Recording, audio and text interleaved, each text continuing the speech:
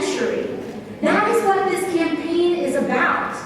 No matter what, time advances. We decide if society advances with it. We decide.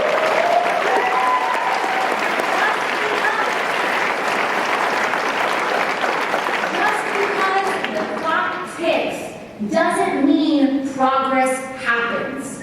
We have to fight for it. We have to demand a radical new vision aligned with the century that we're actually living in. What we are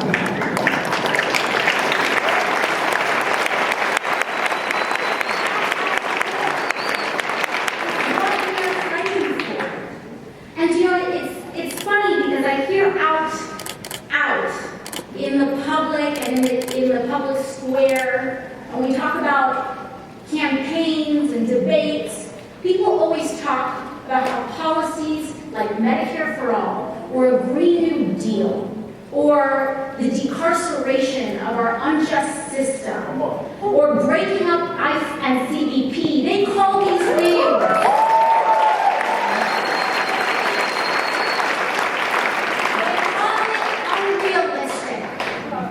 They call it unrealistic.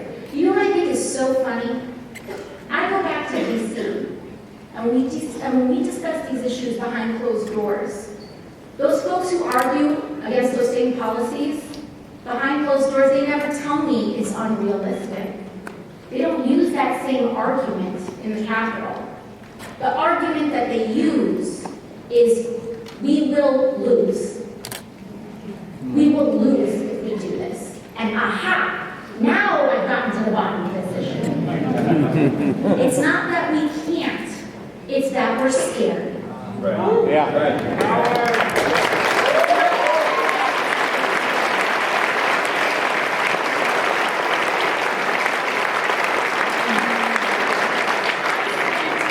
So many years of my life scared. I spent so many years of my life scared.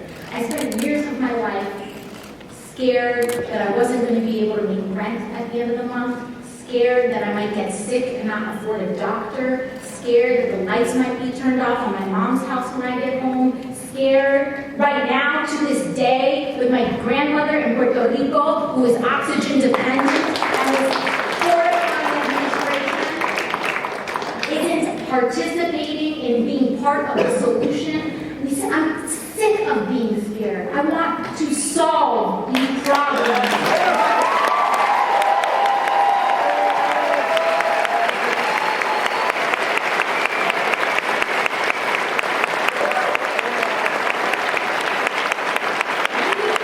We should not be scared of what will happen if we try.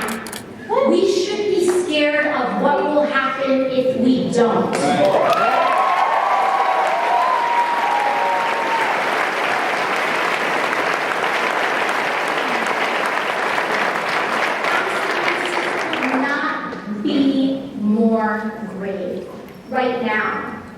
Right now, millennials, Gen Z, younger people, we have lower life expectancies, worse health outcomes, lower income projections than the generations before us. Mathematically, statistically, that is the definition of a nation in decline. It is up to us to turn it around. And the solutions or rather, the trends that got us here will not get us out. More war is not going to get us out.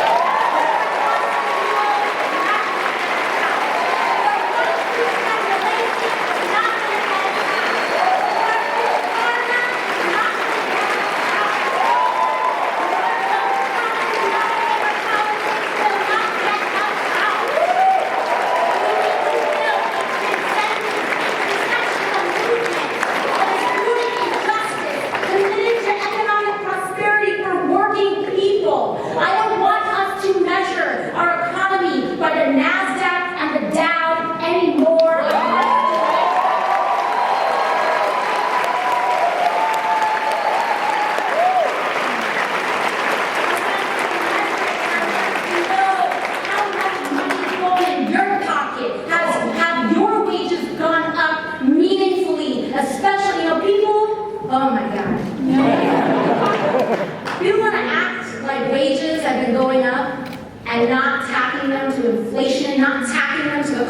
of living, acting like it's good enough to get a 3% raise when your rent is going up $500. When your medication is going up astronomically high, it's not just about inflation, it's about just the overall, the pressure, the cost of life. No person in this country should be too poor to live. What is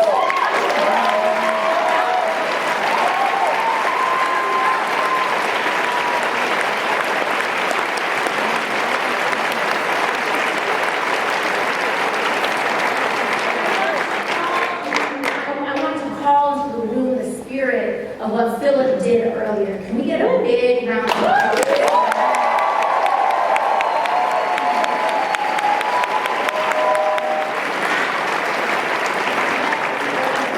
Philip took us to church.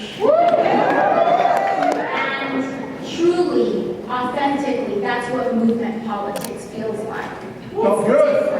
It's different. It is fundamentally, spiritually, connectedly different. Because that's what living our values needs to be about. Because we have to fight for someone we don't know. Right. And for far too long, our politics, and I'm not just talking about Washington, D.C., I'm talking about how we cast our vote. For far too long, it's been about what is in it for me? What have they got for me? And we need to start asking, what are they doing for my neighbor? Right.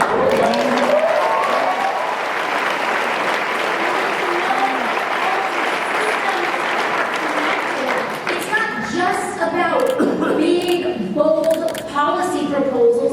It's that they are structurally connected. We need to have Medicare for all, but the way that Medicare for all can work is if we forgive student debt so doctors are not crushed under student debt.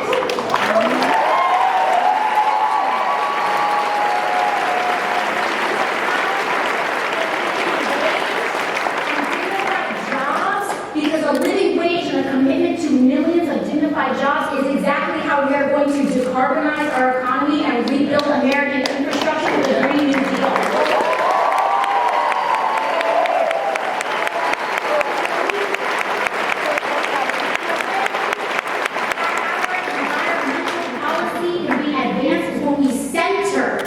Acknowledge the history of indigenous peoples. Not